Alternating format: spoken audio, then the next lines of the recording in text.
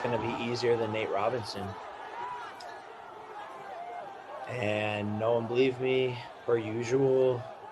At one point, I was the underdog as a betting favorite. I'm not going to let y'all forget that. I was the underdog. That sounds crazy, but I was the underdog. And I knew it was going to be easier because Nate Robinson was weird. He fought like a random guy on the street. Like, I don't know. I knew Ben was going to sit there like a typical MMA fighter and just have no head movement, and his body was going to be wide open. And I'm just too powerful. The cows in Ohio produce a different type of protein. And when I'm sitting there baling hay since a 10-year-old, I just got some real thick shit in my arms. Listen, I've said it before and I'll say it again. This kid's done a good job of putting himself in a place to make some money, man, you know? So good for him. He's got you guys talking about him all the time and asking questions about him, and got Daniel Cormier running after him, so he's doing something right, you know? He knocked out an NBA guy that was 40 years old and 30 pounds less than him, and, you know, I don't even know what to think about the Askren thing, man. It's the whole thing is mind-boggling to me, but hey, good for him. Grab that money while you can, kid. I was going to say, would you ever do business with him? I mean, it sounds weird, but the numbers are there. The numbers are there? Nah, I don't know if the numbers are there. Listen, do you know what would happen to this guy? He ain't fighting in the UFC. These guys are... You're getting me talking about the guy again. He's getting hand-picked opponents. It's all... There is a market for that. That's not what I do. That is not what I do. People want to see that, and you know, people want to see it, and it's great. And this kid's going to make a couple bucks before this ride is over, and it's just not what I do. What I do is what happened tonight. What happened tonight is we sold this place out, and it was packed, and the numbers that you're hearing that they did are full of shit, okay? They didn't pull those kind of numbers at all, not even fucking close. And tonight, what happened here tonight is what I do. The best versus the best. There is a market for that. People want to see that stuff, and that kid's going to make a couple bucks, and good for him. But that's not what I do. Last thing for me. That was a work. Trust me, that was a fix. Everybody knows Ben Askren took a dive. And let's be honest. Let's talk about what Ben Askren did to the wrestling community. He just set wrestling back like 100 years. It's not cool to be a wrestler with cauliflower anymore. Usually, yeah, you walk somewhere, you got the cauliflower. That's the cool thing to be. You're a wrestler. Not anymore. You're a pansy if you're a wrestler because of Ben Askren. And another message to all you washed up fighters out there. Stop giving the MMA community a bad name. You're disrespecting us all, man. Stay on the couch. Stop trying to come off the couch and get crash grabs because you're making the MMA community look bad. If you're gonna do that, just send me in there for the MMA community to end this little YouTuber, little Disney star. I will smack the pubes off the chin of Jake Paul. He's an amateur. He's a scrub. He's not a real fighter, and that fight was a fix. You know, if they are fighting, well, then it can't make a mockery of fighting, right? They're getting in and they're competing. You know, I am not so much against it. What I would say is, though, the numbers that show calculated was, it was a Mike Tyson fight. You know, you had Tyson, an icon in fighting, as well as Roy Jones Jr., two goats in the sport of combat. You know, and then you had the YouTube kid, and then an NBA star competing underneath that. So it done good business.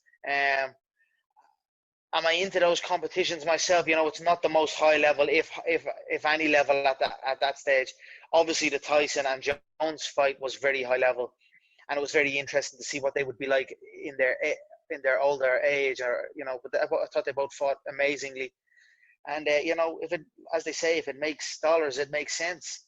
I know Dana and the UFC are not really into it, but you know, I'm not so against it. I think you know, if people are willing to get in and take the risk of making that walk, you know, I am certainly a viewer. A prize fighter, you fight for prize and money. But at least my question, what do you think when you see somebody that's not a trained fighter getting 1.3 pay-per-view buys and making more money than you, that's not trained like you? Man, thank you for bringing that up. Here's what I really think. At the end of the day, it's a great business move, but it's just a disappointment too. You know, some people are selling out. I get it, because I'm looking. I remember watching that or even hearing about it, going, I'm working my ass off, literally dying. Comes out there, says a couple of shit, and I know what he's doing. Let's be honest, the guy sucks. He sucks. He really sucks. And look who's picking. So I get it, you know, from a business standpoint, a YouTube fighter going out there or a YouTube person just going out there, and people are feeding off that, because you have people that hate him and you have people that love him, but you still got to watch him. It's genius. But at the same time, it's like it humiliates what I call real athletes that really put in the time. And I know guys behind me not even making that much. I know guys out there that aren't making much than the ring card girls. So if he come knocking on your door, you and Coach Safe's door, wants you to be his next Ben Askren, what do you tell him? I say, I'm going to knock out and thank you for the opportunity. That's it. Because we all know I would kill him. I would tell him this. I would tell him, bro, I would literally beat you with one hand. You don't deserve my right hand. And I will do it for free. That's how confident I am. And you don't have to answer this, but Damon Martin texted me to ask you if you're a fan of Jake Paul yet. God damn it, Damon. No, I'm not a huge fan of Jake Paul. That's for sure. You talking about you're not a fan of Jake Paul, but do you think he gives insight on how to make money in this combat sports game? Because 1.3 billion buys don't lie.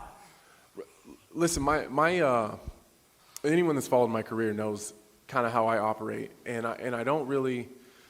Is he generating money? For sure, but he's not bringing our pay scale up at all. He's paying himself, and that's really it. And whatever bum he drags in the fight. I'm really about respect, man. Like the things that you can say what you want about Ben Askren and his skills and his abilities, but that dude has won multiple world titles in multiple different organizations. He was an Olympic-level wrestler. He was a multiple-time national champion wrestler. All these people, all these fighters that are walking around here today, if Ben Askren walked in this room, every single fucking one of those guys would get out of the way and let him walk through.